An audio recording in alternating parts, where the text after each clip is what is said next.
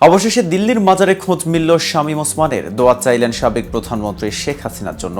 ভারতের একটি বিশ্ববিদ্যালয় থেকে স্নাতকোত্তরের চূড়ান্ত পরীক্ষা শেষে 1 মাসের ছুটিতে দেশটি ঘুরে দেখতে বের হয়েছিলেন ফ্রিল্যান্স ফটোগ্রাফার বাংলাদেশের মনিরুল হক। দিল্লিতে পৌঁছে সন্ধ্যার পর যান নিজামুদ্দিন আউলিয়ার দরগাহে। সেখানে চোখের সামনেই দেখতে পান গোপনে দেশ ছাড়া আওয়ামী লীগের নেতা শামীম ওসমানকে। সাথে সাথেই ক্যামেরা বের করে ফ্রেমবন্দি করেন শামীম ওসমানকে। কিন্তু সেখানে কি করেছিলেন শামীম ওসমান, আর এখন কোথায় আছেন তিনি, এই নিয়ে বিস্তারিত থাকছে প্রতিবেদনের বাকি অংশে। আর কেটিভি নিউজ 24 চ্যানেল থেকে আপনাদের সাথে আছি আমি মেহেদি হাসান। ছাত্র জনতার আন্দোলনে নারায়ণগঞ্জে অস্ত্র হাতে প্রতিরোধে নেমেছিলেন সাবেক এমপি শামীম ওসমান। কিন্তু গত 5ই আগস্ট ছাত্র জনতার গণ অভ্যুত্থানে শেখ হাসিনা সরকারের পতন হলে আর দেখা যায়নি শামীম ওসমানকে। পালিয়ে বেরিয়েছেন এদিক সেদিক। শেষমেশ শামীম ওসমানের দেখা মিলেছে ভারতের রাজধানী দিল্লিতে হজরত নিজামুদ্দিনের দরগায়। শেখ হাসিনার জন্য নিজামুদ্দিন আউলিয়ার মাজারে দোয়া করিয়েছেন তিনি। জানা গেছে মাজারে এক ব্যক্তিকে দিয়ে দোয়া করান শামীম ওসমান। ভিডিওতে দোয়াটিও শোনা যায় স্পষ্টভাবে।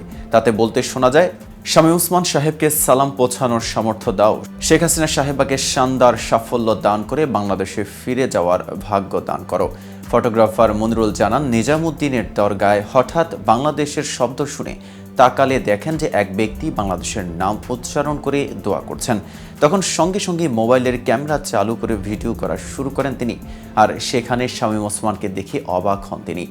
ওই সময় শামীম ওসমানের সঙ্গে তার পরিবারের সম্ভবত আরও 3 জন সদস্য ছিলেন। পরে তিনি শামীম ওসমানকে অনুসরণ করতে থাকেন।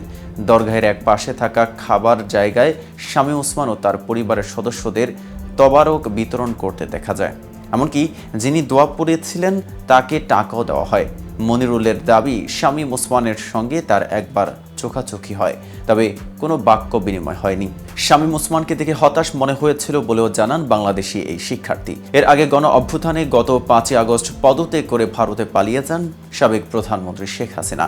এরপর আওয়ামী লীগের অনেক নেতা ও এমপি মন্ত্রী গোপনে দেশ ছাড়েন। কোটা সংস্কার আন্দোলনকারীদের উপর শামীম ওসমান ও তার সহযোগীদের গুলি ছোড়ার অভিযোগ রয়েছে।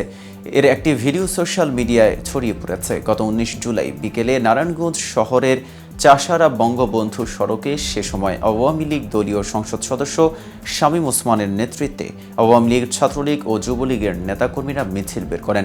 ভিডিওতে দেখা যায় শামীম ওসমান ও তার কয়েকশো অনুসারী আগ্নেয়াস্ত্র ও ধারালো অস্ত্র নিয়ে শহরের চাষারাত এলাকা থেকে বঙ্গবন্ধু সড়কে শহরের 2 নম্বর রেলগেট এলাকার দিকে আন্দোলনকারীদের ধাওয়া দিচ্ছেন।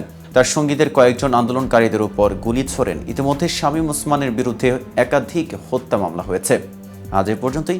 নিত্য নতুন সকল আপডেট পেতে কেটিভি নিউজ 24 এর সাথেই থাকুন।